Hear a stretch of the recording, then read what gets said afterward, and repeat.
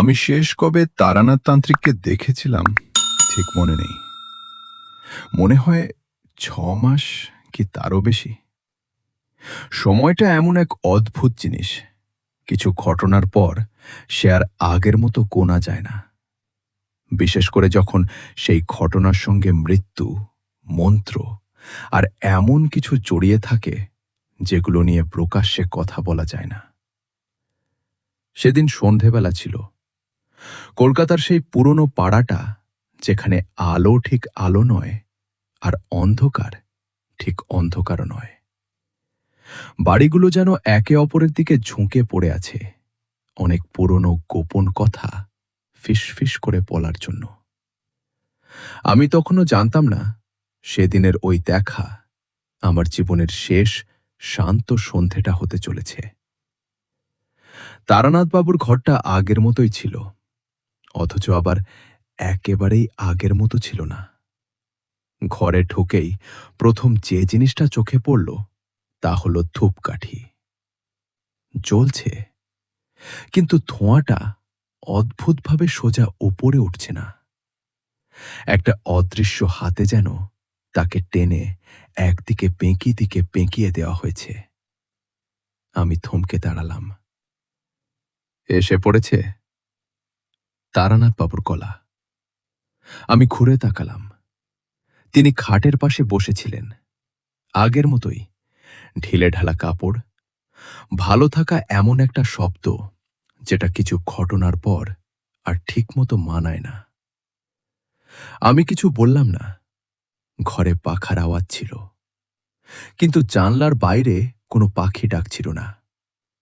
এই জায়গাটায় সন্ধেবেলা সাধারণত 2-3টে চড়ুই লাফালাফি করত, আজ একটাও নেই। তারানাথবাবু হঠাৎ বললেন, খেয়াল করেছ, ওরা আসে না আর। কে?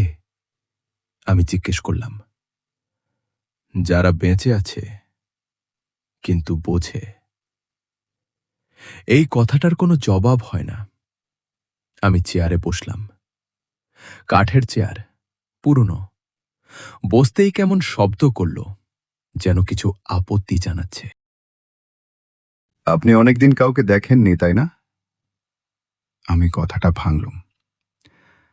কিছু মানুষকে দেখলে, তিনি বললেন, কিছু জিনিস মনে পড়ে যায়, আর কিছু জিনিস ভুলে থাকাই নিরাপদ। আমি বুঝলাম আজ গল্প তিনি নিজেই শুরু করবেন। তাড়াহুড়ো করলে চলবে না। কিছুক্ষণ নীরবতা, তারপর তিনি হঠাৎ বললেন, বেতালকে হারানো যায় না। আমি চমকে উঠলাম। এই শব্দটা, এই নামটা আমরা দুজনেই এড়িয়ে চলছিলাম এতক্ষণ। আপনি তো বলেছিলেন। আমি থামলাম। তিনি আমার দিকে তাকালেন। চোখে কোনো রাগ নেই, আছে ক্লান্তি। আমি বলেছিলাম সে আর থাকবে না। আমি বলিনি সে শেষ। ধূপকাঠির আগুনটা হঠাৎ একটু বড় হয়ে উঠল, তারপর আবার শান্ত। বেতাল, তিনি ধীরে ধীরে বললেন, মরে না, সে শুধু দিক বদলায়। আমি গলা পরিষ্কার করলাম। আপনি কি বলতে চাইছেন সে ফিরে আসছে? তারানাথবাবু মাথা নাড়লেন। ফিরে আসা, এটা মানুষের ধারণা।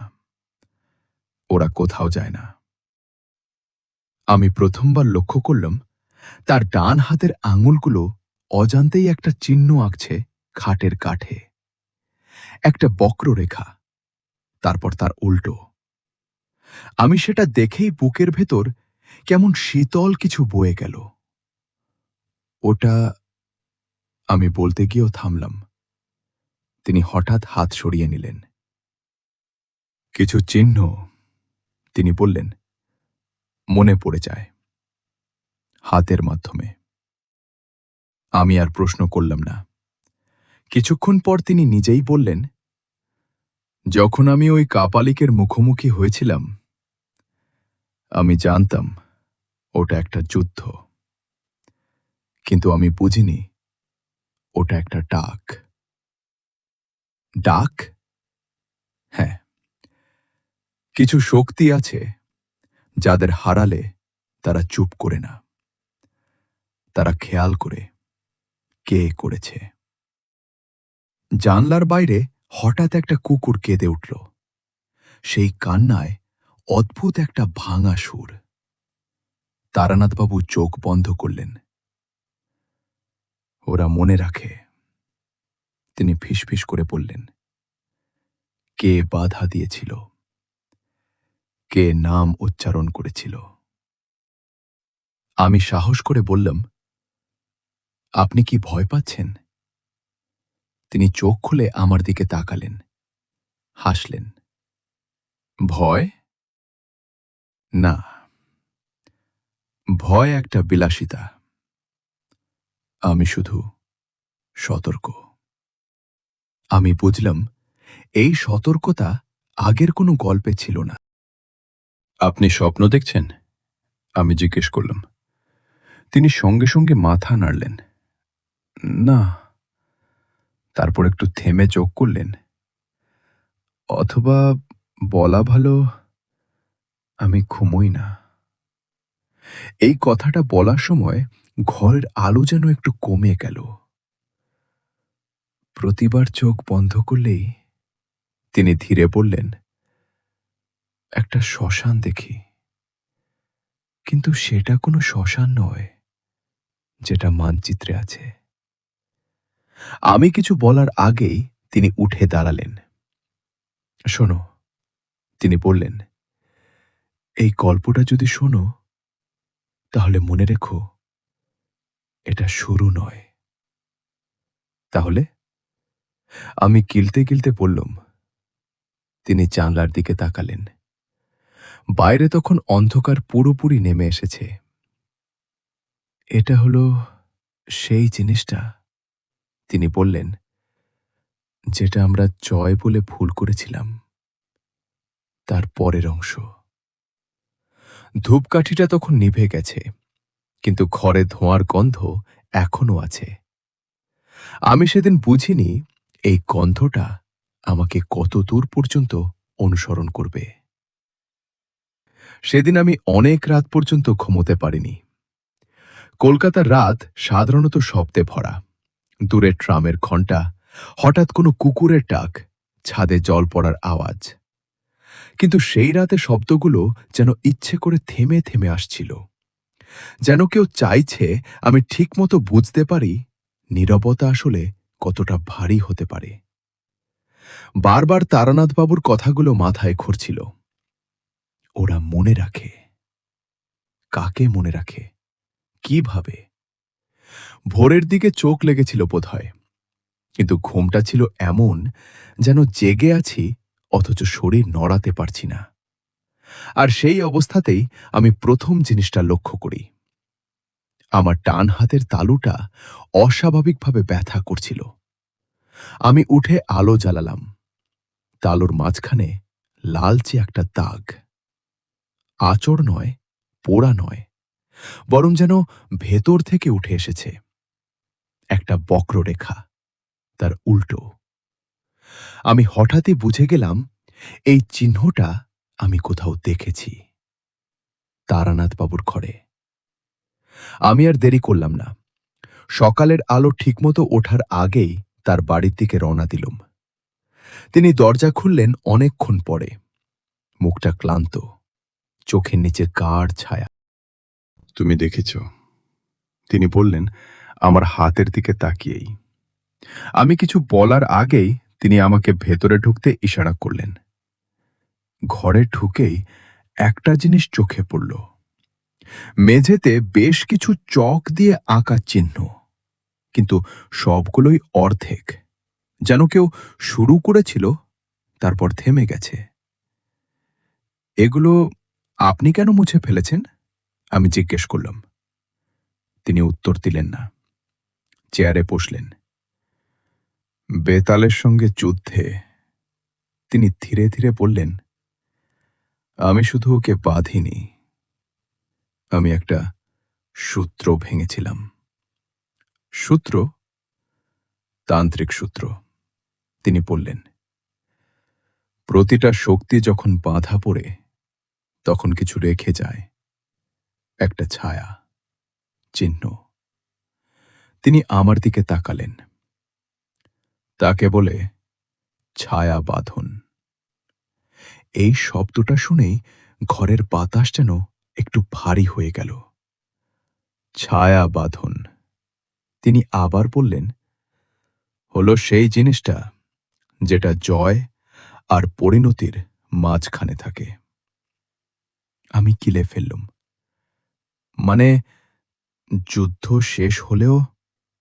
যুদ্ধ শেষ হয়, তিনি বললেন, কিন্তু দরজাটা খোলা থেকে যায়। তিনি উঠে জানলার কাছে গেলেন। বাইরে সকালবেলার আলো, কিন্তু অদ্ভুতভাবে ম্লান। যখন ওই বেতালটাকে আমি বেঁধেছিলাম, তিনি বললেন, আমি জানতাম ও একা নয়, কিন্তু আমি ভেবেছিলাম ওর ঊর্ধ্বতন শক্তিগুলো নীরব থাকবে। আমি সাবধানে জিজ্ঞেস করলাম, আপনি ভুল ভেবেছিলেন? তিনি হাসলেন, কিন্তু সেই হাসিতে আনন্দ ছিল না। ভুল না, তিনি বললেন, অপূর্ণ। তিনি আমাকে ইশারা করলেন বসতে। আমি বসলাম। শোনো, তিনি বললেন, সব তান্ত্রিক লড়াইয়ের একটা নিয়ম আছে। তুমি যদি কোনো শক্তিকে আঘাত করো, সে তোমাকে খুঁজবে না, কিন্তু যদি তুমি তাকে অপমান করো। তিনি থামলেন। তাহলে? আমি বললাম, তাহলে সে স্মৃতি ব্যবহার করে। এই কথাটা আমার খুব অস্বস্তিকর লাগল। স্মৃতি কিভাবে শক্তি হয়? আমি জিজ্ঞেস করলাম। তিনি একটা পুরনো বই তুলে নিলেন। পাতাগুলো হলুদ, প্রান্ত ভাঙা। কারণ স্মৃতি মানে ধারাবাহিকতা, তিনি বললেন। আর ধারাবাহিকতা মানেই আহ্বান। তিনি বইয়ের একটা পাতা খুললেন। আমি ভাষা চিনলাম না, কিন্তু চিহ্নটা চিনলাম। আমার হাতের তালুর চিহ্ন। এই চিহ্নটা, তিনি বললেন, বেতালের নয়, এটা ওর যাওয়ার পথ। আমি শিউরে উঠলাম। তাহলে সে কোথায় গেছে? তারানাথবাবু বই বন্ধ করলেন। যাওয়া আসা, তিনি বললেন, এই ধারণাগুলো মানুষ বানিয়েছে নিজেদের স্বস্তির জন্য। ওরা থাকে স্তরে। তিনি কিছুক্ষণ চুপ করে রইলেন, তারপর বললেন, তুমি খেয়াল করেছ গত কয়েকদিন ধরে শহরে কি ঘটছে? আমি মাথা নাড়লাম। কি? লোকজন ভুলে যাচ্ছে, তিনি বললেন। ছোট ছোট জিনিস, নাম, মুখ, প্রার্থনার লাইন। আমি মনে করার চেষ্টা করলাম। হ্যাঁ, গতকাল পাড়ার বৃদ্ধ সাধুটা নিজেরই নাম ভুলে গিয়েছিল। তখন হাসি পেয়েছিল, এখন আর পাচ্ছে না। এগুলো শুরু, তিনি বললেন, ছায়াবাঁধনের প্রথম লক্ষণ। এরপর আমার গলা শুকিয়ে আসছিল। তিনি জানলার দিকে তাকালেন। এরপর ওরা খুঁজবে। কাকে? তিনি আমার দিকে তাকালেন। আমাকে। আমি চেয়ার আঁকড়ে ধরলাম। আপনি কি কিছু করতে পারবেন না? আমি প্রায় মিনতি করে বললাম। তিনি গভীর শ্বাস নিলেন। আমি পারি, তিনি বললেন, কিন্তু প্রতিটা প্রতিকার একটা নতুন দরজা খোলে। তিনি হঠাৎ জিজ্ঞেস করলেন, তুমি কাশী গিয়েছ কখনো? আমি চমকে উঠলাম। কাশী? হ্যাঁ, তিনি বললেন, ওখানে কিছু দরজা কখনো বন্ধ হয় না। এই কথার মানে আমি তখনও বুঝিনি, কিন্তু বুকের ভেতর একটা অজানা শঙ্কা জন্ম নিচ্ছিল। তিনি আবার বললেন, শোনো, এই গল্পটা যদি তুমি শোনো তাহলে মনে রেখো। আমি তাকালাম। চিহ্নগুলো সবসময় স্পষ্ট হয় না। তিনি বললেন, কিছু চিহ্ন শরীরে ওঠে, কিছু চিহ্ন শহরে।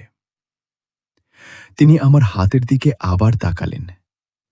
আর কিছু চিহ্ন, তিনি ধীরে বললেন, মানুষের মৃত্যুর মধ্যে। এই কথার সঙ্গে সঙ্গে বাইরে কোথাও একটা ঘণ্টা বেজে উঠল।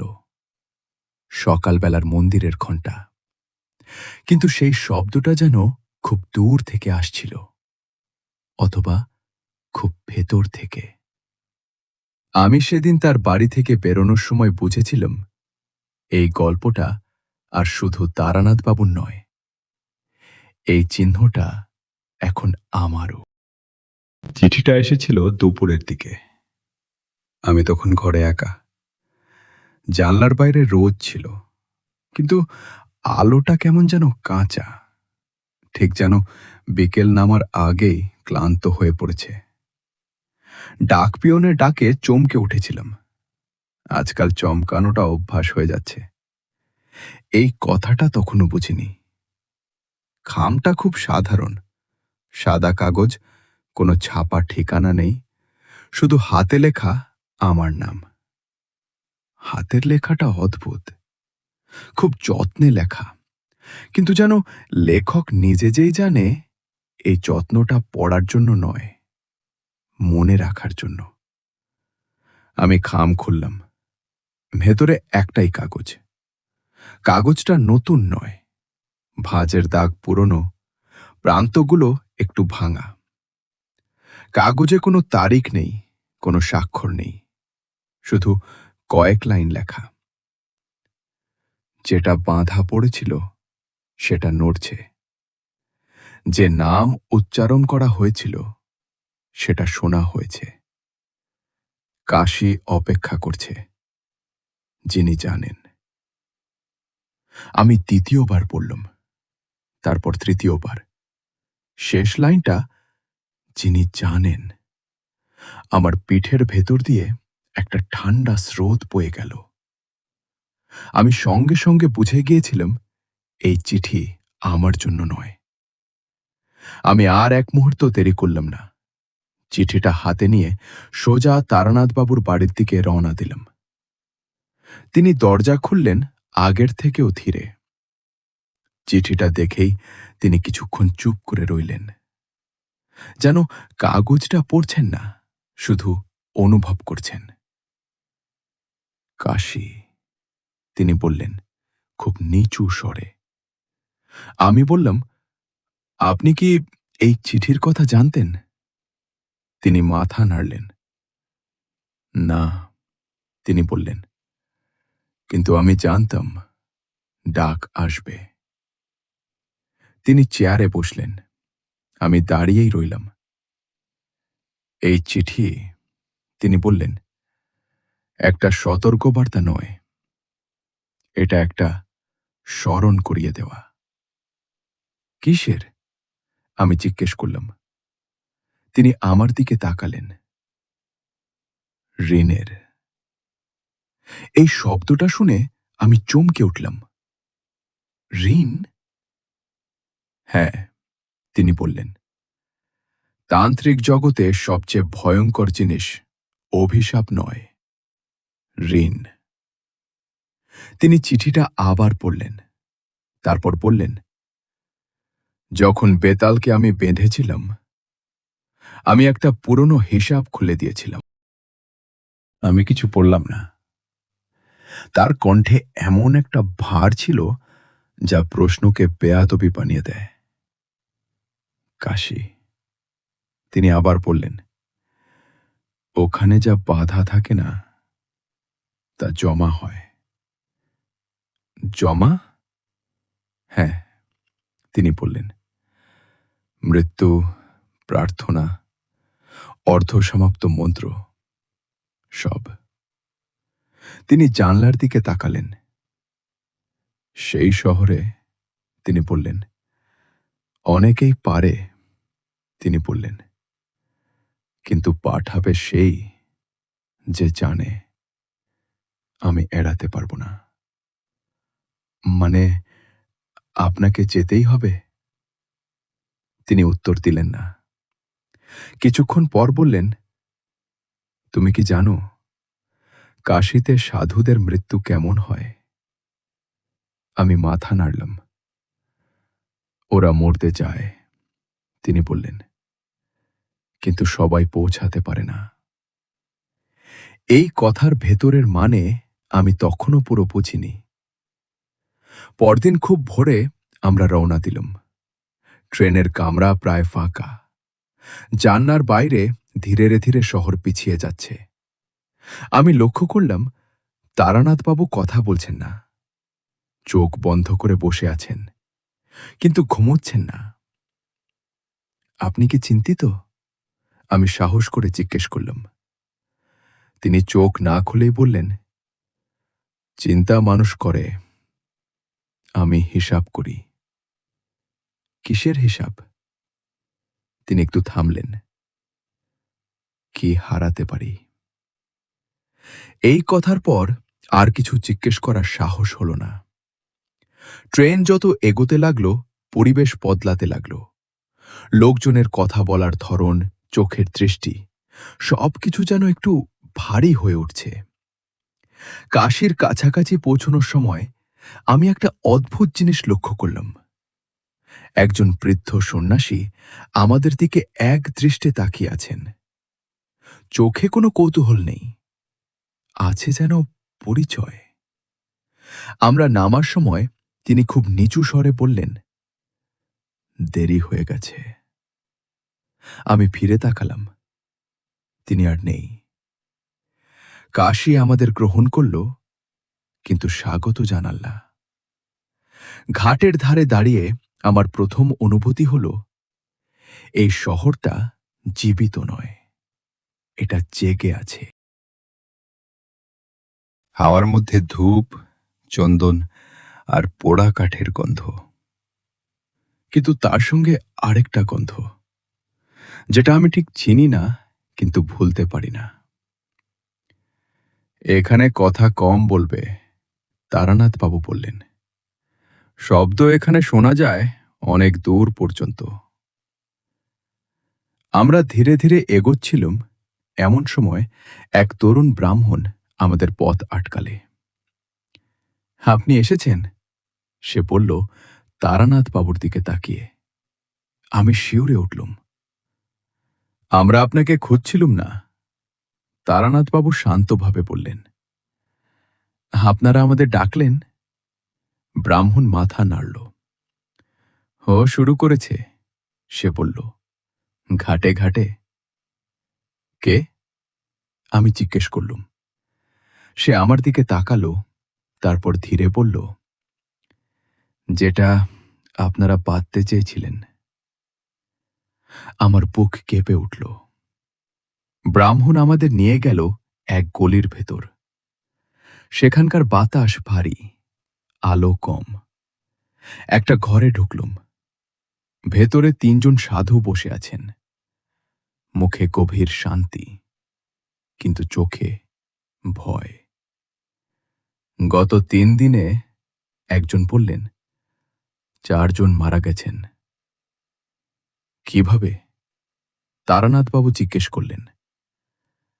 প্রার্থনার মধ্যে, তিনি বললেন, কোনো শব্দ ছাড়াই।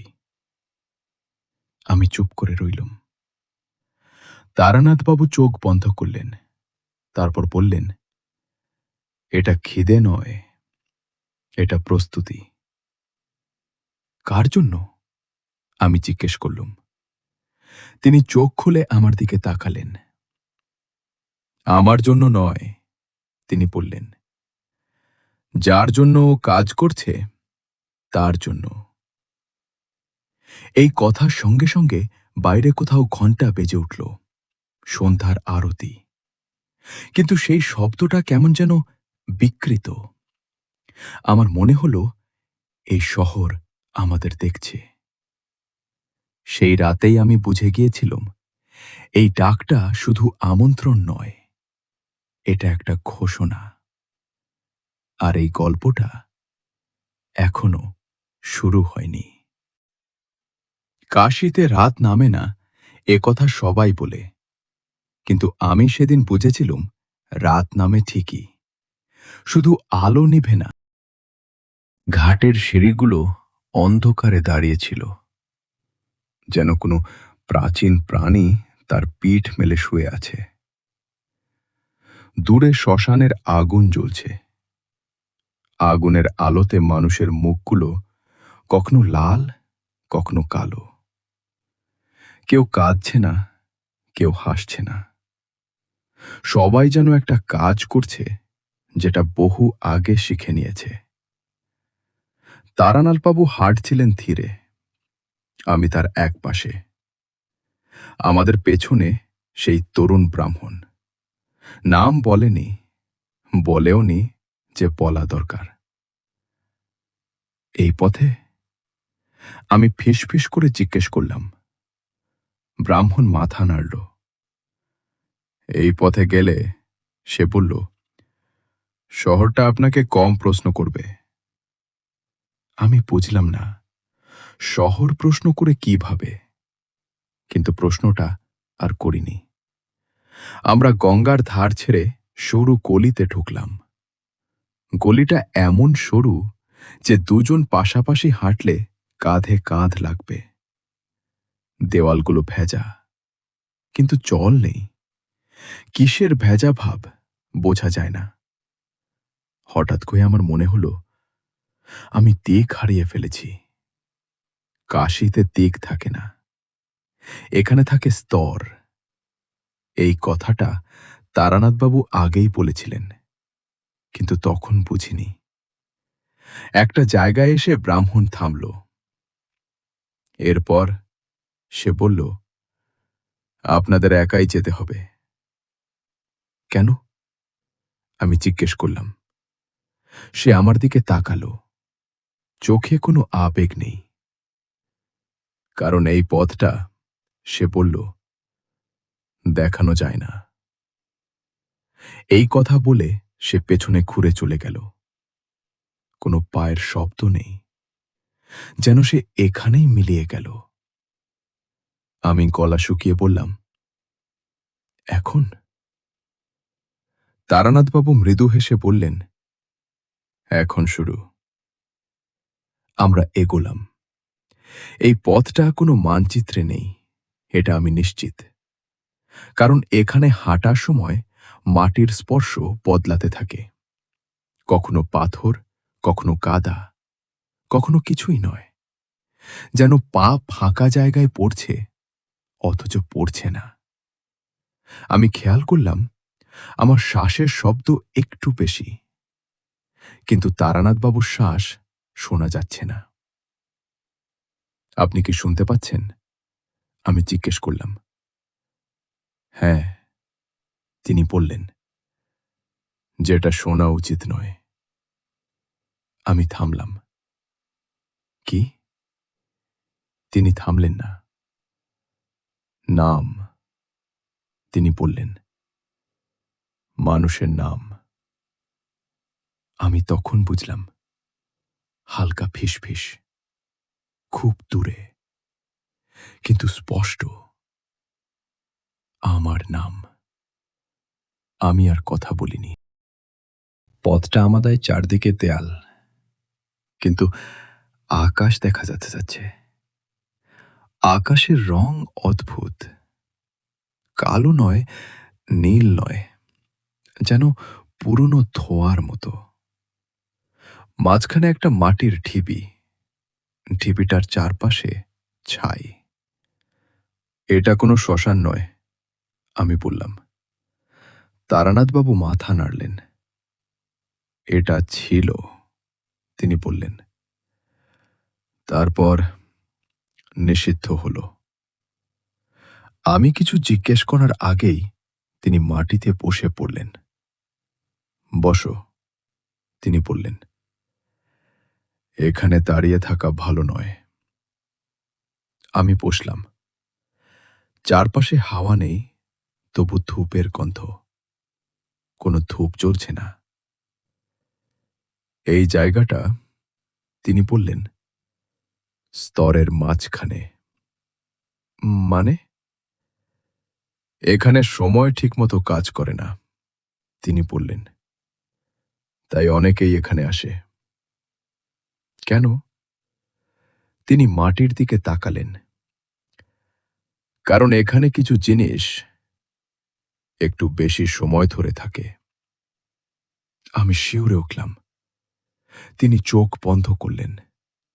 মন্ত্র পড়ছেন, কিন্তু শব্দ নেই, শুধু ঠোঁট নড়ছে। হঠাৎ আমার মাথার ভেতর একটা দৃশ্য ভেসে উঠল।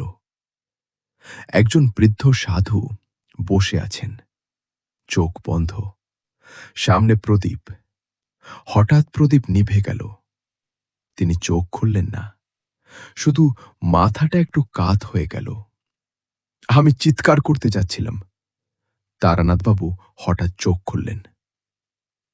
দেখছ, তিনি বললেন।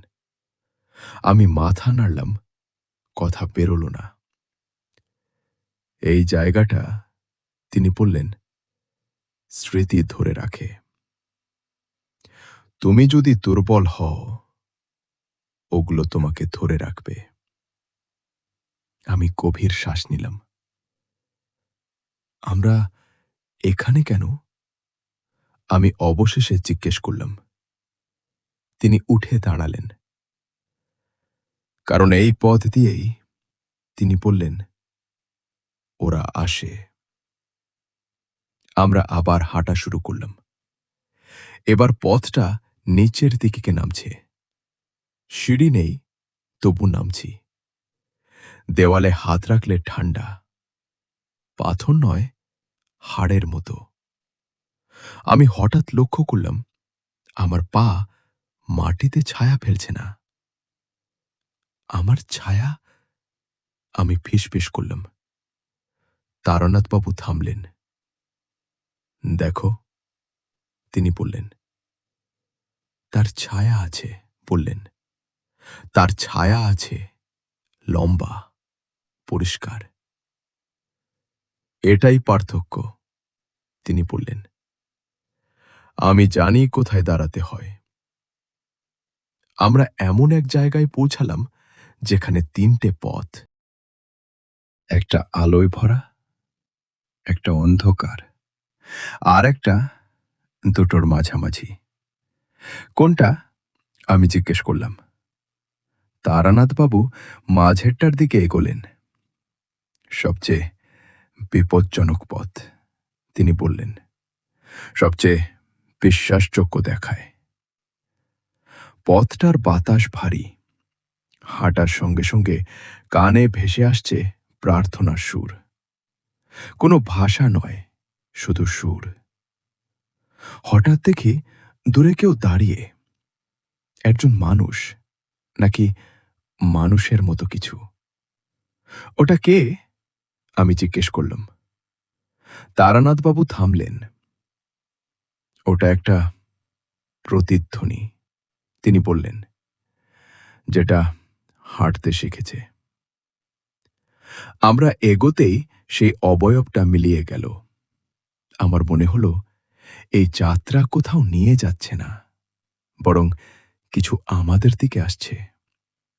শেষমেশ আমরা আবার আলোতে বেরোলাম, কিন্তু এটা কাশির আলো নয়। এখানে সূর্য নেই, তবু আলো। এখানে শব্দ নেই, তবু আওয়াজ। তারানাথবাবু দীর্ঘশ্বাস ফেললেন। এটাই, তিনি বললেন, নিষিদ্ধ ভূগোল। আমি তাকালাম। সামনে ঘাট, কিন্তু আগুন নেই, জল নেই, মানুষ নেই, শুধু অপেক্ষা। এখানেই, তিনি বললেন, সব হিসাব মিলে যায়।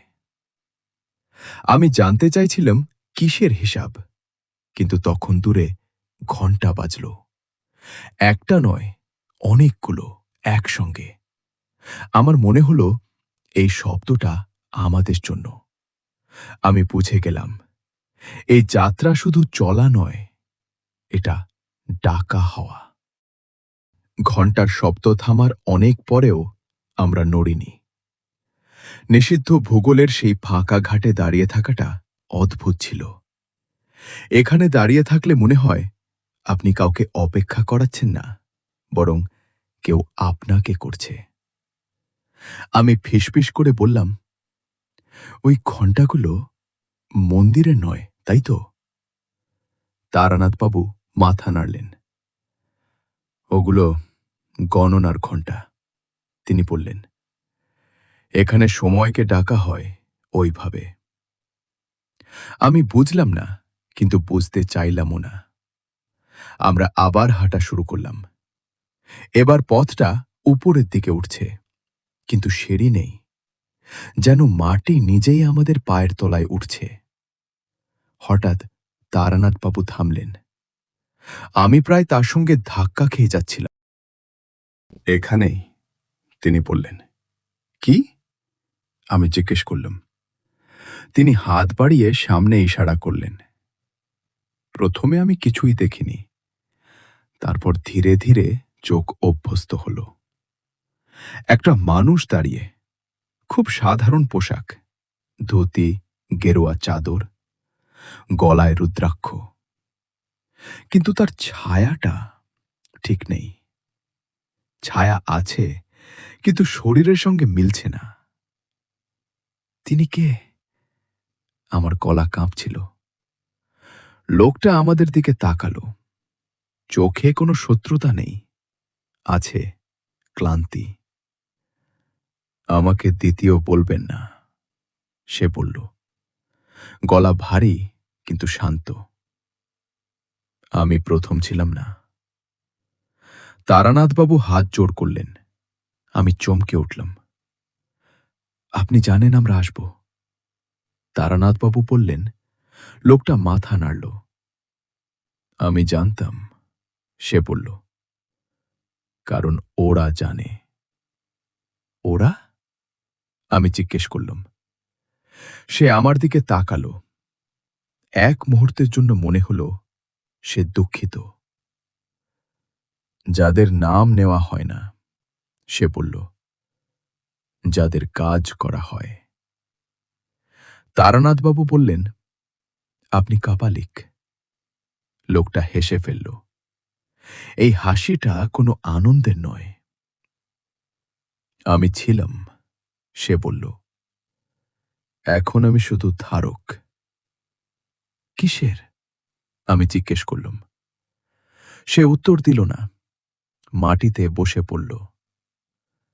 আপনারা জানেন না, সে বলল। ওটা কি ছিল? তারানাথবাবু ধীরে বললেন, আমরা জানি, ওটা বেতাল ছিল। লোকটা মাথা নাড়ল। ওটা সুদাল ছিল না, সে বলল। ওটা ছিল প্রহরী।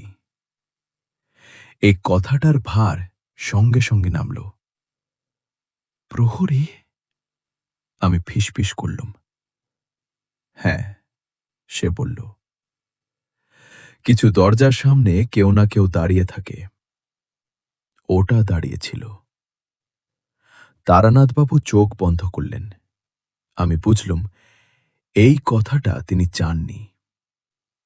কিসের দরজা? আমি জিজ্ঞেস করলুম। লোকটা আমার দিকে তাকালো। যেটা মানুষ খুলতে চায়, সে বলল, কিন্তু পারা উচিত নয়। তারানাথবাবু বললেন, তবু কাপালিক চেষ্টা করেছিল। লোকটার চোখে প্রথমবারের মতো রাগ দেখা গেল। চেষ্টা নয়, সে বলল, শপথ। কিসের শপথ? আমি জিজ্ঞেস করলুম। সে গভীর শ্বাস নিল। মৃত্যুকে অধীন করার, সে বলল। আর তার জন্যই সে থেমে গেল। আর তার জন্যই? আমি চাপ দিলুম। প্রহরীকে ভাঙতে হয়েছিল, সে বলল। চারপাশের বাতাস ভারী হয়ে উঠল। তারানাথবাবু বললেন, আপনি জানেন এর ফল কি? লোকটা মাথা নাড়ল। জানি, সে বলল। তাই আমি এখানে। কেন? তারানাথবাবু জিজ্ঞেস করলেন। লোকটা চোখ নামালো। কারণ যখন প্রহরী ভেঙে যায়, সে বলল, তখন যা আসে তা কাউকেই বাঁচতে দেয় না। আমি অনুভব করলাম এই লোকটা শত্রু নয়, কিন্তু মিত্রও নয়। আপনি আমাদের সাহায্য করতে চান? আমি সাবধানে জিজ্ঞেস করলাম। লোকটা একটু হাসল। আমি চাই, সে বলল, কিন্তু সাহায্য মানে রক্ষা নয়। তাহলে? আমি বললাম। সত্য, সে বলল, যেটা বোঝা খুব ভারী। তারানাথবাবু বললেন, বেতাল এখন কি করছে? লোকটা চোখ তুলল। সংগ্রহ, সে বলল, পবিত্র জিনিস। আমার বুক ঠান্ডা হয়ে গেল। পবিত্র? সাধুদের প্রাণ, সে বলল। কারণ পবিত্র শক্তি বিকৃত হলে তা সবচেয়ে কার্যকর হয়। আমি কিছুক্ষণ কথা বলতে পারলাম না। কেন? আমি অবশেষে জিজ্ঞেস করলাম। লোকটা বলল, কারণ ওর প্রভু চাইছে। প্রভু? তারানাথবাবুর গলা শক্ত হল। লোকটা মাথা নাড়ল। আপনার পুরনো শত্রু, সে বলল, যার নাম উচ্চারণ করলে এখনো কিছু দরজা খুলে যায়। তারানাথবাবু চুপ করে রইলেন। আমি বুঝলাম এই গল্পের গভীরতা আরও অনেকটা। আপনি আমাদের কোথায় নিয়ে যাবেন? আমি জিজ্ঞেস করলাম। লোকটা উঠে দাঁড়াল। যেখানে প্রথম সাধু পড়েছিল, সে বলল, কারণ সেখান থেকেই সব শুরু হয়েছিল। আমরা তার পিছু নিলাম। হাঁটার সময় আমি লক্ষ্য করলাম তার পায়ের ছাপ পড়ছে না, কিন্তু ছাই নড়ছে। আপনি কি মুক্ত? আমি হঠাৎ জিজ্ঞেস করলাম। সে থামল। না, সে বলল, আমি শুধু দেরি করছি। এই কথাটার মানে আমি পড়ে বুঝব। একটা ছোট মন্দিরের সামনে আমরা থামলাম। ভেতরে আলো নেই, দরজা আধ খোলা। এইখানে, সে বলল। তারানাথবাবু ভেতরে ঢুকলেন। আমি তার পেছনে। মন্দিরের ভেতর মেঝেতে বসে আছে এক বৃদ্ধ সাধু। নড়ছে না, মুখে শান্তি। ও আসবে, দ্বিতীয় কাপালিক বলল, কারণ ও জানে আপনি এখানে। তারানাথবাবু চোখ বন্ধ করলেন। এটাই ছিল আমার ভুল, তিনি ধীরে বললেন। আমি ভেবেছিলাম জয় মানেই শেষ। বাইরে হঠাৎ বাতাস বইল। দরজা বন্ধ হয়ে গেল। আর সেই মুহূর্তে আমি বুঝে গেলাম, এই সাক্ষাৎ কোনো সতর্কতা নয়, এটা প্রস্তুতি। বেনারসে মৃত্যু নতুন কিছু নয়। এই শহরে মৃত্যু আসে, বসে, অপেক্ষা করে, তারপর নিজেই উঠে যায়। তাই প্রথম দিন যখন খবর এলো, আমরা কেউ খুব একটা চমকাইনি। আরেকজন সাধু গেছেন, মন্দিরের এক সেবায়েত বলেছিল, এমনভাবে যেন বলছে আজ বৃষ্টি হয়েছে। কিন্তু তারানাথবাবু চমকেছিলেন। আমি সেটা তার চোখে দেখেছিলাম। কিভাবে? তিনি জিজ্ঞেস করেছিলেন। সেবায়েত কাঁধ ঝাঁকাল। ঠিক বোঝা যায়নি, বসেছিলেন, প্রার্থনা করছিলেন। হঠাৎ আর নিঃশ্বাস নেই। তারানাথবাবু আর কিছু বলেননি, শুধু মাথা নিচু করেছিলেন। সেদিন সন্ধ্যায় গঙ্গার ধারে বাতাস ভারী ছিল। ধূপের গন্ধের সঙ্গে মিশেছিল পোড়া কাঠ আর কাঁচা ভয়ের গন্ধ, যেটা মানুষ চিনতে পারে না, কিন্তু শরীর চিনে ফেলে। আমরা তখনও জানতাম না এই মৃত্যুটা একা নয়।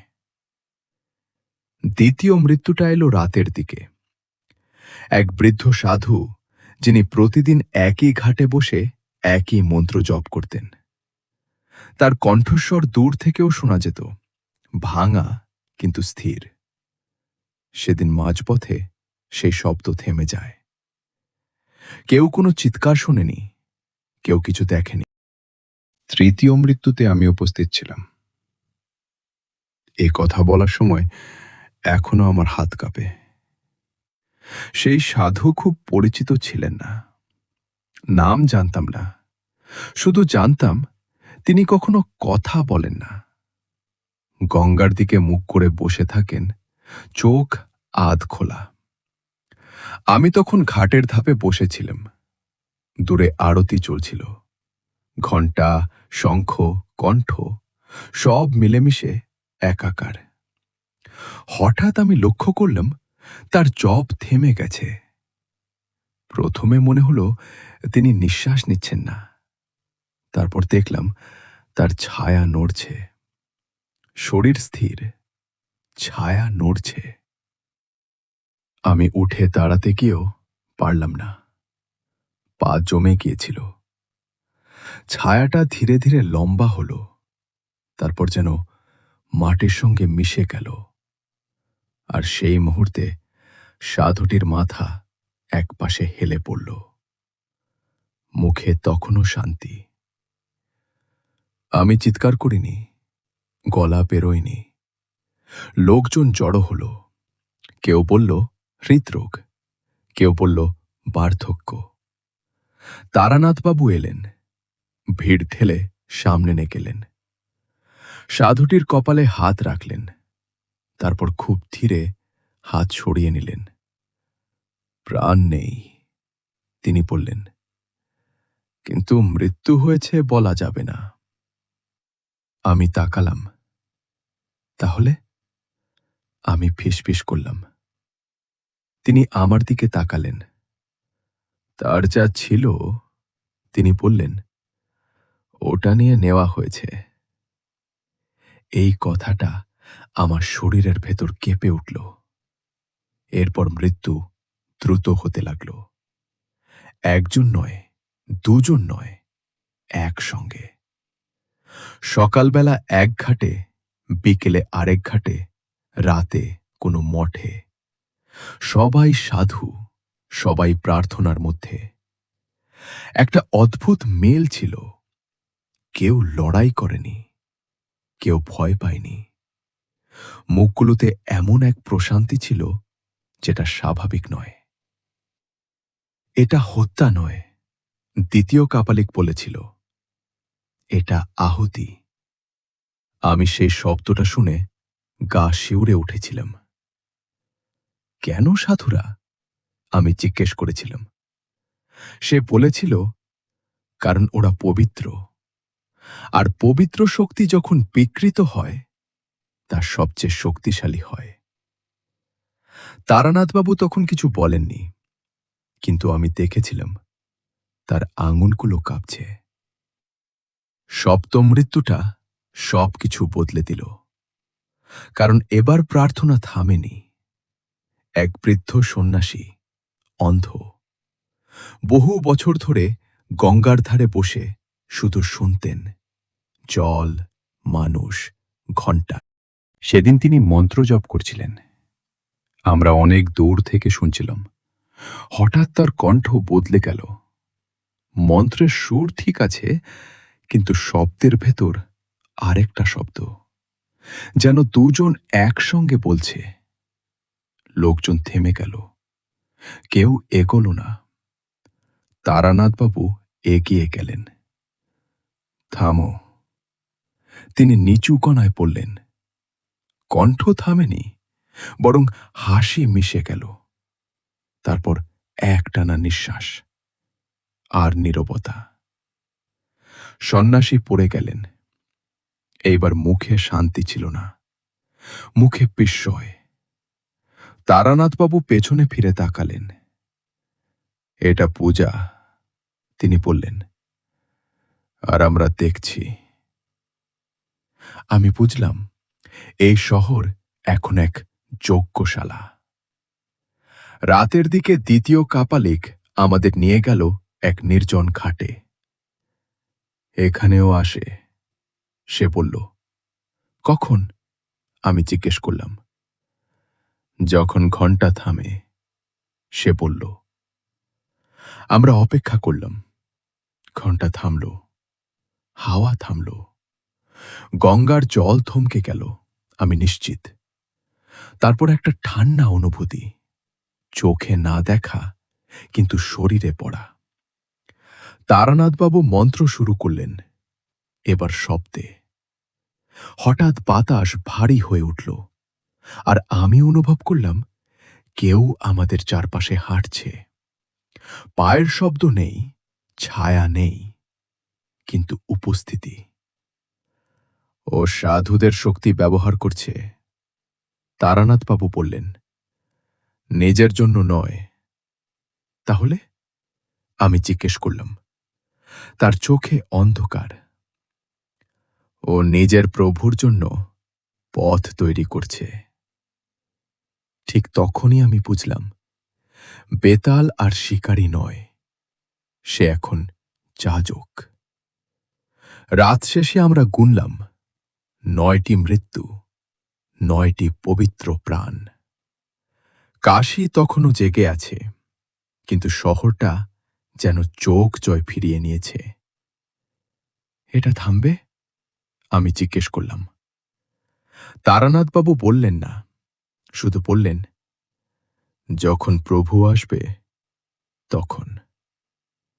আমি বুঝলাম, এটাই ঝড়ের আগে নীরবতা। আর এই নীরবতাই ছিল সবচেয়ে ভয়ানক। সেদিন ভোরবেলায় আমি বুঝেছিলাম রাত শেষ হয়নি, শুধু আলো ঢুকে পড়েছে। গঙ্গার জল তখন ধূসর, আগুন নিভে যাওয়া চিতাগুলোর ধোঁয়া এখনো বাতাসে আটকে। পাখিরা উড়ছে, কিন্তু ডাকছে না, যেন শব্দটা কোথাও আটকে গেছে। আমরা তিনজন, আমি, তারানাথবাবু আর দ্বিতীয় কাপালিক, ঘাটের ধাপে বসেছিলাম। কেউ কথা বলছিল না। 9টি মৃত্যু, এই সংখ্যাটা কানে বাজছিল। ও আর লুকোবে না, দ্বিতীয় কাপালিক হঠাৎ বলল। তারানাথবাবু মাথা তুললেন। কেন? তিনি জিজ্ঞেস করলেন।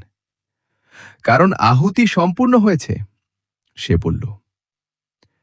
এখন আহ্বান। আমি কাপা গলায় বললুম, কাকে? দ্বিতীয় কাপালিক আমার দিকে তাকালো। এই প্রথম তার চোখে ভয় দেখলুম। যার জন্যে ও শপথ নিয়েছে, সে বলল। যার জন্যে সাধুরা মরেছে। তারানাথবাবু ধীরে উঠে দাঁড়ালেন। সে আসবে না, তিনি বললেন। সে পাঠাবে। দ্বিতীয় কাপালিক মাথা নাড়ল। না, সে বলল। এইবার সে নিজেই আসবে, কারণ এইবার লক্ষ্য আপনি। আমি তাকালাম তারানাথবাবুর দিকে। তিনি স্থির, কিন্তু স্থিরতা ভেতর থেকে আসছে না, আমি বুঝতে পারছিলাম। কেন আমি? তিনি জিজ্ঞেস করলেন। দ্বিতীয় কাপালিক নিঃশ্বাস ফেলল। কারণ আপনি প্রশ্ন করেন, সে বলল। আর সে চায় প্রশ্ন শেষ হোক। আমরা যখন নিষিদ্ধ ঘাটের দিকে এগোলুম, তখন শহরটা যেন পিছিয়ে যাচ্ছিল। রাস্তা বদলাচ্ছে না, কিন্তু স্মৃতি বদলাচ্ছে। যেসব মন্দির গতকাল ছিল, আজ সেগুলো চিনতে কষ্ট হচ্ছিল।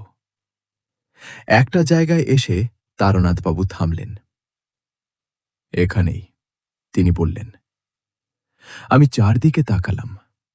সাধারণ একটা চত্বর, কোনো চিহ্ন নেই, কোনো মূর্তি নেই। কিছু দেখছেন? আমি জিজ্ঞেস করলুম। তিনি মাথা নাড়লেন। দেখা যাবে না, তিনি বললেন। শোনা যাবে। ঠিক তখনই একটা শব্দ এলো। পায়ের শব্দ নয়, শ্বাস নয়, কণ্ঠ। এত দেরি করলে কেন, তারানাথ? এই নামটা, এই ভঙ্গিতে আমার বুকের ভেতর জমে গেল। আমাদের সামনে বাতাস কেঁপে উঠল। ধীরে ধীরে একটা অবয়ব স্পষ্ট হল। মানুষের মতো, কিন্তু মানুষের মতো নয়। পোশাক সাধারণ, মুখ শান্ত, চোখ গভীর, অত্যন্ত গভীর। এমন চোখ যেগুলো মানুষকে নয়, তার সিদ্ধান্তকে দেখে। তুমি কে? আমি নিজেও নিজেও বুঝিনি কেন জিজ্ঞেস করলাম। সে আমার দিকে তাকালো, হালকা হাসি। আমি, সে বলল, যার নাম তোমরা উচ্চারণ করো না, কিন্তু কাজ করো। তারানাথবাবু শান্ত গলায় বললেন, তুমি কাপালিকের ভাই। লোকটা মাথা নাড়ল। ভাই, সে বলল, শব্দটা খুব ছোট। তুমি শপথ নিয়েছিলে। তারানাথবাবু বললেন, আমাকে মারবে। লোকটা হাসল। মারব না তারানাথ, আমি তোমাকে থামাবো। আমি অনুভব করলাম এটা কোনো উন্মাদ নয়, এটা বিশ্বাসী। সাধুদের কেন মরতে হলো? আমি চেঁচিয়ে উঠলাম। সে আমার দিকে তাকালো। চোখে বিরক্তি নেই, কারণ তারা দিতে পেরেছিল। সে বলল, যা তোমরা ধরে রাখতে চাও। পবিত্র প্রাণ, আমি বললাম।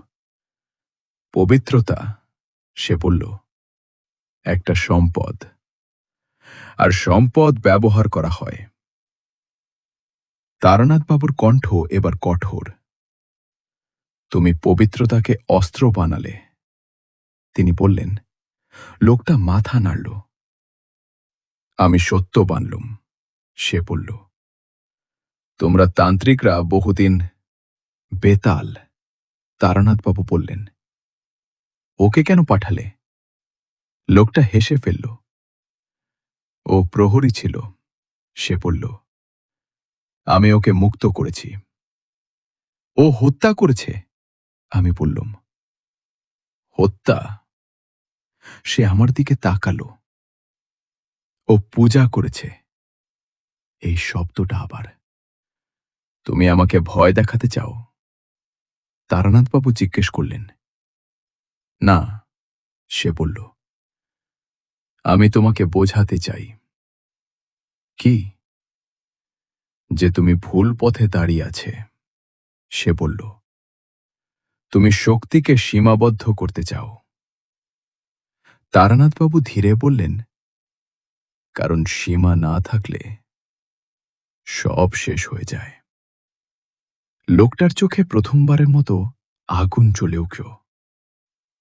শেষ হওয়াই মুক্তি, সে বলল। আর তুমি সেটা আটকাচ্ছ। চারপাশের বাতাস ভারী হয়ে উঠল।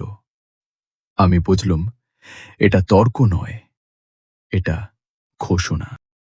তুমি আমাকে মারতে পারবে না, লোকটা বলল, কারণ আমি একা নই। আমি হঠাৎ বুঝলাম চারদিকে ছায়া জমছে। নয়টা নয়, অনেক।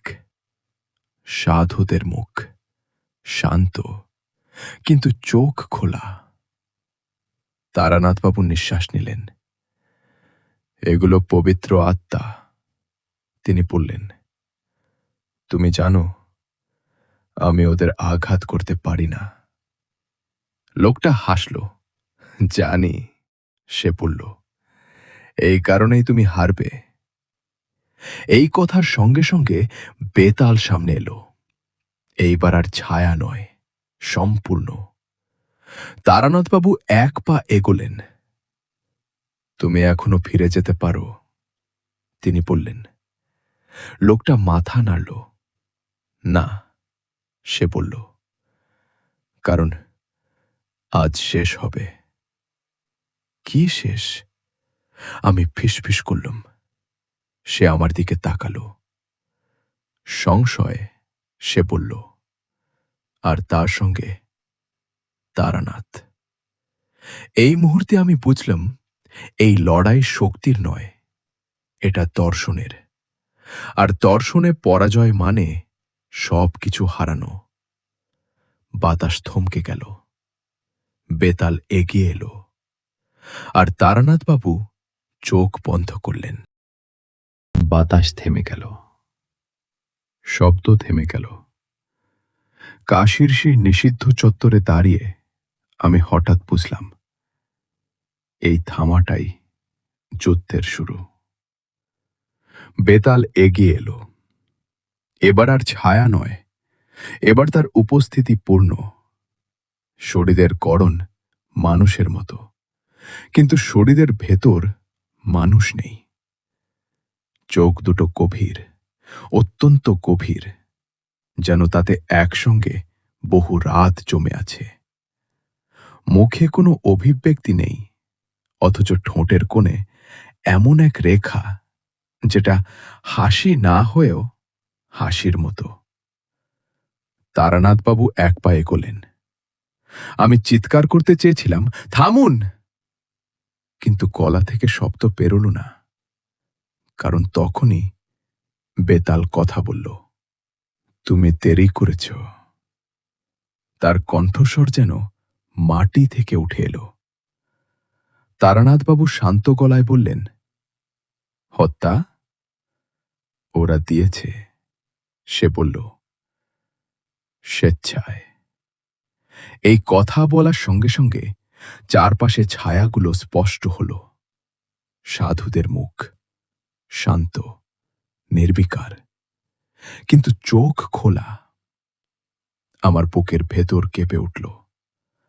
তারানাথবাবু এক মুহূর্তের জন্য থমকালেন। আমি বুঝলাম, এটাই বেতালের শক্তি, পবিত্রতা। তুমি জানো, বেতাল বলল, এদের বিরুদ্ধে তুমি কিছু করতে পারো না। তারানাথবাবু ধীরে চোখ খুললেন। আমি জানি। তিনি বললেন, এই কারণেই তুমি দাঁড়িয়ে আছো। বেতাল এগিয়ে এলো। আমি অনুভব করলাম, মাটি ঠান্ডা হয়ে যাচ্ছে। আমার পায়ের নিচে যেন শীতল কিছু সরে যাচ্ছে, জায়গা দিচ্ছে। তারানাথবাবু মন্ত্র শুরু করলেন। এইবার আর ঠোঁট নড়ছে না, শব্দ বেরোচ্ছে। শব্দগুলো কোনো ভাষায় নয়, তবু আমার মাথার ভেতর ঢুকে যাচ্ছে, কানের ভেতর চাপ পড়ছে। মনে হলো, এই মন্ত্র শুনলে মানুষের স্মৃতি আলগা হয়ে যায়। বেতাল থামল। এই মন্ত্র, সে বলল, তুমি একবার আগেও ব্যবহার করেছিলে। হ্যাঁ, তারানাথবাবু বললেন, তখন তুমি একা ছিলে।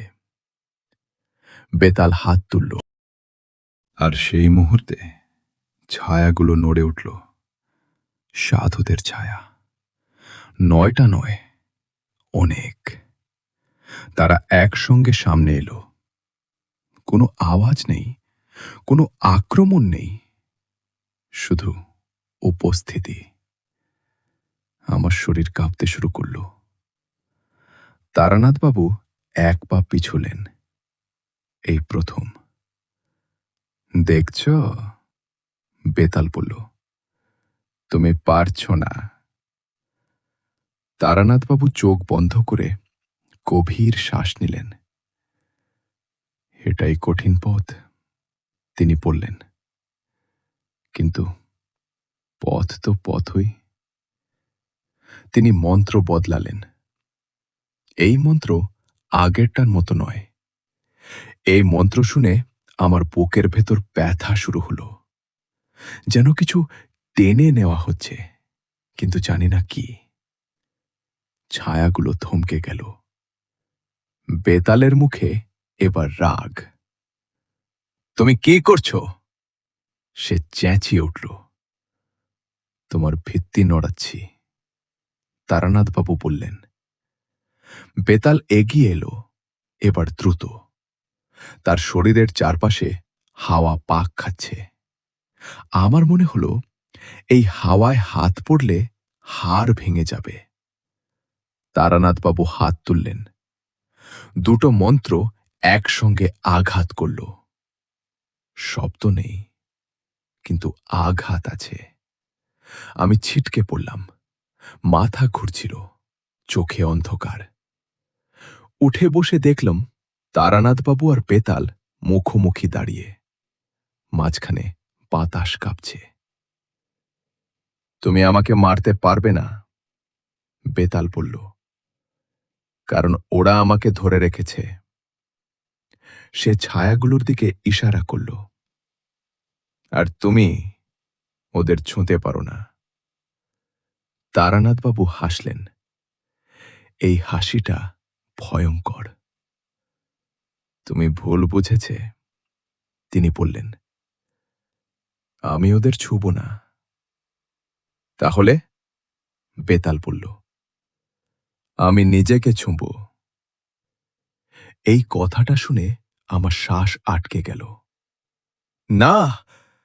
আমি চেঁচিয়ে উঠলাম, কিন্তু দেরি হয়ে গেছে। তারানাথবাবু নিজের বুকে হাত রাখলেন, মন্ত্র বদলালেন। আরও গভীর, আরও পুরনো।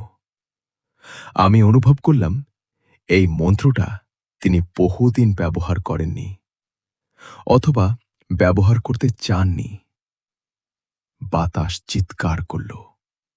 হ্যাঁ, চিৎকার। ছায়াগুলো পিছিয়ে গেল। সাধুদের মুখে প্রথমবারের মতো বিস্ময়। বেতাল থমকে গেল। এটা কি? সে বলল। তারানাথবাবুর কণ্ঠ ভারী। এই মন্ত্র, তিনি বললেন, আমাকে দুর্বল করে। বেতাল হেসে ফেলল। তাহলে তুমি হারছ, সে বলল। তারানাথবাবু মাথা নাড়লেন। না, তিনি বললেন, আমি জিতছি, কারণ আমি ছাড়ছি। এই কথার সঙ্গে সঙ্গে তার চারপাশের আলো বদলে গেল। আগের তীব্রতা নেই, কিন্তু গভীরতা বেড়েছে। ছায়াগুলো ছিন্ন হতে শুরু করল। সাধুদের মুখে শান্তি ফিরছে ধীরে ধীরে। বেতাল চিৎকার করল। এই প্রথম। সে এগিয়ে এসে আঘাত করতে চাইল, কিন্তু তার শরীরের ভেতর ফাঁক দেখা দিল। তারানাথবাবু শেষ মন্ত্র উচ্চারণ করলেন। এই মন্ত্রটা খুব ছোট, কিন্তু শব্দগুলো যেন অনেক দূর পর্যন্ত গেল। বেতাল থেমে গেল। তার চোখের গভীরতা ফাঁকা হতে লাগল। তুমি কি করলে? সে ফিসফিস করল। আমি তোমাকে মুক্ত করলাম। তারানাথবাবু বললেন, তোমার প্রভুর শপথ থেকে। বেতালের শরীর কেঁপে উঠল। ছায়া ছেনে গেল। একটা আর্তনাদ, যেটা কান দিয়ে নয়, স্মৃতি দিয়ে শোনা যায়। তারপর শূন্যতা। আমি হাঁপাতে হাঁপাতে দাঁড়ালাম। বেতাল নেই, ছায়াগুলো নেই। কাশির বাতাস আবার নড়ছে। আমি তারানাথবাবুর দিকে তাকালাম। তিনি দাঁড়িয়ে আছেন, কিন্তু আগের মতো নন। মুখ ফ্যাকাশে, চোখে ক্লান্তি। আপনি ঠিক আছেন? আমি কাপা গলায় জিজ্ঞেস করলাম। তিনি আমার দিকে তাকালেন, হালকা হাসলেন। আমি এখনো দাঁড়িয়ে আছি, তিনি বললেন। এটাই যথেষ্ট। কিন্তু আমি বুঝলাম এই যুদ্ধ শেষ নয়, কারণ দূরে অন্ধকারের ভেতর আরেকটা উপস্থিতি অপেক্ষা করছে। কাপালিক। আর এবার তার হাতে আছে সাধুদের আত্মা। আমি শিউরে উঠলাম। এই যুদ্ধ জেতা হয়েছে, কিন্তু যুদ্ধ শেষ হয়নি। যুদ্ধ থামার পর শব্দ ফেরে ধীরে। প্রথমে বাতাস, তারপর গঙ্গার জল, তারপর মানুষের কাশি, পায়ের শব্দ, দূরের ঘণ্টা। আমি বসে পড়েছিলাম। হাঁটুতে শক্তি ছিল না। মনে হচ্ছিল শরীরটা এখানেই আছে, কিন্তু ভেতরের কিছু এখনো ওই নিষিদ্ধ চত্বরে আটকে। তারানাথবাবু দাঁড়িয়েছিলেন একা। বেতাল নেই, ছায়া নেই, কিন্তু শূন্যতা আছে, খুব পরিষ্কার। এখন আমি ফিসফিস করে জিজ্ঞেস করলাম। তিনি আমার দিকে তাকালেন, চোখে এমন এক দৃষ্টি যেটা আমি আগে দেখিনি। এখন হিসাব, তিনি বললেন। আমি উঠে দাঁড়ালাম। মাথা ঘুরছিল। চারপাশে তাকিয়ে দেখলুম দ্বিতীয় কাপালিক নেই। মনে হলো তার কাজ শেষ। সে দেরি করছিল, ঠিকই বলেছিল। কাপালিক? আমি জিজ্ঞেস করলুম। তারানাথবাবু মাথা নাড়লেন। ওর যুদ্ধ শেষ হবে না, তিনি বললেন। ও বাঁচবে না, মরবেও না। আমি আর কিছু জিজ্ঞেস করিনি। আমরা ধীরে ধীরে ঘাটের দিক থেকে সরে এলাম। কাশির আলো আবার স্বাভাবিক লাগছিল। এটাই সবচেয়ে অস্বস্তিকর। এত কিছু হয়ে গেল, অথচ শহরটা যেন স্বাভাবিক। এই স্বাভাবিকতাই কাশির সবচেয়ে বড় প্রতারণা। সেই রাতেই শুরু হলো পরিণতি। প্রথম লক্ষণটা খুব ছোট। তারানাথবাবু একটা সাধারণ মন্ত্র উচ্চারণ করতে গিয়ে থামলেন। শব্দটা যেন মুখে এসে আটকে গেল। তিনি আবার চেষ্টা করলেন, কিছুই হল না। আমি প্রথমে ভেবেছিলাম ক্লান্তি, কিন্তু তার চোখের ভেতর আমি ভয় দেখলাম। ক্ষণিকের, কিন্তু গভীর। কি হলো? আমি জিজ্ঞেস করলাম। তিনি কিছুক্ষণ চুপ করে রইলেন, তারপর বললেন, একটা দরজা বন্ধ হয়ে গেছে। কোন দরজা? যেটা আমি নিজেই খুলেছিলাম, তিনি বললেন। আমি বুঝলাম এই দরজাগুলো কাঠের নয়। পরদিন ভোরে আমরা আবার সেই নির্জন ঘাটে গেলাম। সেখানে বাতাস পরিষ্কার, ধোঁয়া নেই, গন্ধ নেই। মনে হচ্ছিল কিছুই ঘটেনি। কিন্তু মাটির উপর ছাইয়ের মধ্যে ছোট ছোট চিহ্ন। পায়ের ছাপ নয়, বরং স্মৃতির দাগ। তারানাথবাবু বসে পড়লেন, চোখ বন্ধ। আমি পাশে বসে রইলাম। অনেকক্ষণ পর তিনি চোখ খুললেন। ওরা চলে গেছে, তিনি বললেন। কে? যাদের ব্যবহার করা হয়েছিল, তিনি বললেন। সাধুদের আত্মা। আমি নিঃশ্বাস ফেললাম। তারা শান্ত? তিনি মাথা নাড়লেন। শান্তি কোনো জায়গা নয়, তিনি বললেন। ওটা একটা অবস্থা। এখন তারা আর বাঁধা নয়। আমি তার মুখের দিকে তাকালাম। এই কথাগুলো বলার সময় তার গলায় কোনো গর্ব ছিল না। ছিল কেবল দায়িত্ব শেষ করার ক্লান্তি। আমরা কাশি ছাড়ার প্রস্তুতি নিলাম। স্টেশনে যাওয়ার পথে আমি লক্ষ্য করলাম তারানাথবাবু আগের মতো হাঁটছেন না। গতি কম, কাঁধ একটু ঝুঁকে। আপনি ঠিক আছেন তো? আমি আবার জিজ্ঞেস করলাম। তিনি হেসে ফেললেন। ঠিক। আমি আগের মতো নেই, তিনি বললেন। কিন্তু এটাই ঠিক। আমি বুঝতে পারছিলাম না। ট্রেনে উঠে তিনি জানালার পাশে বসলেন। বাইরে শহরটা সরে যাচ্ছে।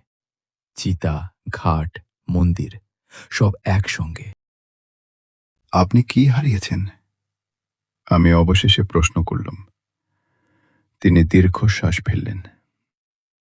একটা স্তর, তিনি বললেন, তান্ত্রিক জ্ঞানের একটা স্তর। মানে? মানে, তিনি বললেন, কিছু মন্ত্র এখন আর আমার কাছে শব্দ নয়, কিছু চিহ্ন এখন ফাঁকা। আমি গিলতে গিলতে বললাম, এটা কি ফেরত আসবে? তিনি জানলার বাইরে তাকিয়ে রইলেন। না, তিনি বললেন, আমি নিজেই ওটা ছেড়েছি। এই কথাটা শুনে আমার বুক ভারী হয়ে গেল। আপনি কেন? আমি থামলাম।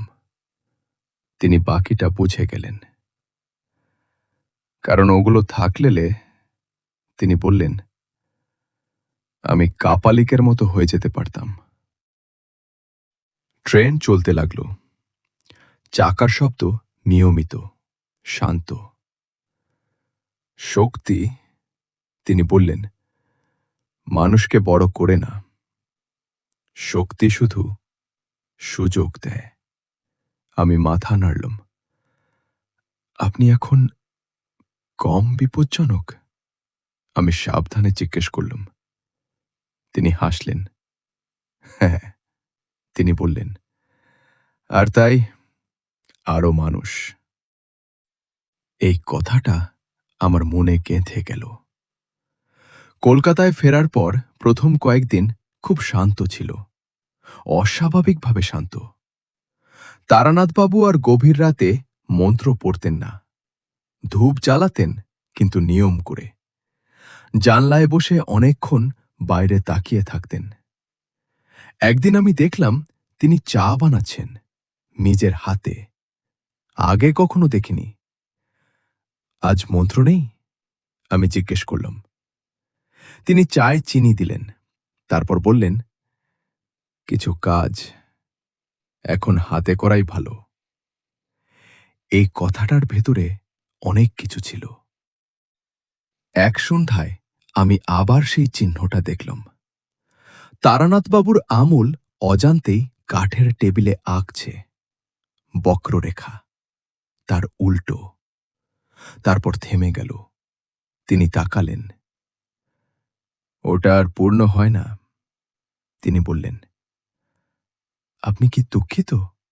আমি জিজ্ঞেস করলাম। তিনি কিছুক্ষণ ভাবলেন। না, তিনি বললেন, আমি নিশ্চিত। কিসের? যেসব দরজা, তিনি বললেন, খোলা থাকাই উচিত নয়। বাইরে হঠাৎ বাতাস বইল, জানলার পর্দা নড়ল। ছায়াবাঁধন? আমি জিজ্ঞেস করলাম। তিনি মাথা নাড়লেন। সিল হয়ে গেছে, তিনি বললেন, এইবার ঠিক মতো। আমি দীর্ঘশ্বাস ফেললুম। সেই রাতে আমি ঘুমোতে যাওয়ার আগে একটা জিনিস বুঝেছিলাম। এই গল্পে কেউ জয়ী হয়নি, কেউ পরাজিতও নয়। কিছু জিনিস বন্ধ হয়েছে, কিছু জিনিস ছাড়া হয়েছে, আর একজন মানুষ নিজের ক্ষমতার একটা অংশ ছেড়ে আরও মানুষ হয়েছে। এটাই ছিল মূল্য। কলকাতায় ফিরে এসে প্রথম যে জিনিসটা আমার অস্বস্তিকর লাগল তা হল সবকিছু আগের মতোই আছে। ট্রামের ঘণ্টা, দোকানের আলো, রাস্তায় মানুষের তাড়া। কাশির পর এই স্বাভাবিকতা যেন একটা অদ্ভুত অভিনয়। মনে হচ্ছিল শহরটা জানে না বা জানার ভান করছে না। তারানাথবাবুর বাড়ির দরজাটা খুলতেই আমি থেমে গেলাম। ভেতরে আলো জ্বলছে, কিন্তু ধূপের গন্ধ নেই। আগে এই ঘরে ঢুকলে একটা ভারী অনুভূতি হতো, যেন দেয়ালগুলো অনেক কিছু শুনে ফেলেছে। আজ সেই ভার নেই। ঘরটা হালকা, প্রায় সাধারণ। এই সাধারণতাই আমাকে ভয় দিল। তারানাথবাবু জানালার পাশে বসেছিলেন, হাতে একটা পুরনো খাতা। লিখছেন না, শুধু পাতা উল্টাচ্ছেন। আপনি লিখছেন? আমি জিজ্ঞেস করলাম। তিনি মাথা তুললেন, হালকা হাসলেন। না, তিনি বললেন, ভুলে দেখছি। আমি বুঝলাম না। ভুলে? তিনি খাতাটা বন্ধ করলেন। কিছু জিনিস, তিনি বললেন, মনে রাখলে ক্ষতি হয়। আমি চুপ করে বসে পড়লাম। কিছুক্ষণ নীরবতা। তারপর আমি বললাম, আপনার তো এটা লিখে রাখা উচিত। যা হয়েছে, যা দেখেছি। তিনি জানলার বাইরে তাকালেন। কেন? তিনি শান্ত গলায় জিজ্ঞেস করলেন। আমি উত্তর খুঁজলাম। যাতে। আমি থামলাম। যাতে কি? তিনি আবার জিজ্ঞেস করলেন। আমি বললাম, যাতে মানুষ জানে। তিনি হাসলেন। এই হাসিটা খুব কোমল। মানুষ, তিনি বললেন, যা জানে তা ব্যবহার করতে চায়। আমি প্রতিবাদ করতে যাচ্ছিলাম, কিন্তু তিনি হাত তুলে থামালেন। শোনো, তিনি বললেন, এই গল্পটা যদি লেখা হয়, তাহলে কেউ একদিন বলবে, আমি পারব। আমি মাথা মাথা নিচু করলাম। তুমি দেখেছে? তিনি বললেন, পবিত্রতা কিভাবে অস্ত্র হয়, বিশ্বাস কিভাবে শপথ হয়, আর শপথ কিভাবে হত্যায় বদলে যায়। আমি চুপ করে রইলাম। এই গল্পটা, তিনি বললেন, শোনার জন্য নিরাপদ, লেখার জন্য নয়। সেদিন রাতে আমি বুঝলাম, এই গল্পটা আদৌ শেষ হয়নি, কারণ শেষ মানে বোঝা, আর বোঝা মানেই ভার। তারানাথবাবু সেই রাতে মন্ত্র পড়েননি, আলো নিভিয়ে শুয়ে পড়েছিলেন। আমি ঘরের বাইরে দাঁড়িয়ে অনেকক্ষণ শুনছিলাম তার শ্বাসের শব্দ। খুব সাধারণ, খুব মানুষের মতো। পরদিন সকালে আমি আবার বিষয়টা তুললাম। আপনি কি আর কখনো? আমি থামলাম। তিনি বুঝে গেলেন। না, তিনি বললেন, আগের মতো নয়। আপনি কি আফসোস করেন? আমি জিজ্ঞেস করলাম। তিনি অনেকক্ষণ চুপ করে রইলেন। আফসোস, তিনি বললেন, হয় তখন, যখন ভুলটা বোঝা যায় না। আমি মাথা নাড়লাম। তাহলে?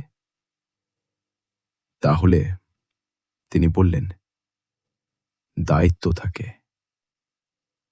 দুপুরবেলা আমি দেখলাম তিনি বাজারে যাচ্ছেন, একা, হাতে তালিকা। আপনি? আমি অবাক হয়ে বললাম। তিনি হেসে ফেললেন। চাল ডালও কিন্তু নিজে কিনতে হয়, তিনি বললেন। সব কাজ মন্ত্রে হয় না। এই কথাটা শুনে আমি হঠাৎ বুঝলাম, তিনি আর আগের তারানাথ বাবু নন। আর সেটাই তিনি চেয়েছিলেন। সেদিন সন্ধ্যায় আমি শেষবারের মতো প্রশ্ন করলাম, কাশিতে যা হলো, বেতাল, কাপালিক, সব কি শেষ? তিনি জানলার ধারে দাঁড়িয়েছিলেন। বাইরে সূর্য ডুবছে। শেষ? তিনি বললেন। না। আমি শিউরে উঠলাম। তাহলে? থেমেছে, তিনি বললেন। যতটা থামা উচিত। আমি আর কিছু বললাম না। রাতের দিকে হঠাৎ বিদ্যুৎ চলে গেল। ঘর অন্ধকার। আমি অজান্তেই বললাম, ধূপ জ্বালাবো? তিনি অন্ধকারেই বললেন, না। কেন? কারণ কিছু জিনিস, তিনি বললেন, অন্ধকারেই ভালো থাকে। এই কথার পর আর কিছু বলা যায় না। পরদিন আমি বিদায় নিলাম। দরজার সামনে দাঁড়িয়ে তিনি হঠাৎ বললেন, এই গল্পটা কাউকে বলবে? আমি থমকে গেলাম। আপনি তো বললেন। তিনি মাথা নাড়লেন। বলবে, তিনি বললেন, কিন্তু এমনভাবে যাতে কেউ বিশ্বাস না করে। আমি তাকালাম। এটাই রক্ষা, তিনি বললেন। সংশয়। আমি বুঝলাম। আজ অনেক দিন পর আমি এই গল্প বলছি, লিখে নয়, মুখে। কারণ লেখা গেলে নিয়ম হয়, নিয়ম হলে অনুশীলন হয়, আর অনুশীলন হলে কেউ একদিন আবার দরজা খুলবে। আমি চাই না, আপনিও চাইবেন না। যদি এই গল্প শুনে আপনার মনে হয় এটা তো কল্পনা, তাহলে ভালো। কারণ এই গল্পের একমাত্র নিরাপদ আশ্রয় অবিশ্বাস। আর যদি কখনো কোনো রাতে ধূপের ধোঁয়া সোজা না উঠে, ছায়া শরীরের সঙ্গে না মেলে, কিংবা কোনো নাম হঠাৎ মনে না পড়ে, তাহলে শুধু এটুকু মনে রাখবেন, সব গল্প বলা যায় না, কিছু গল্প থাকাই ভালো।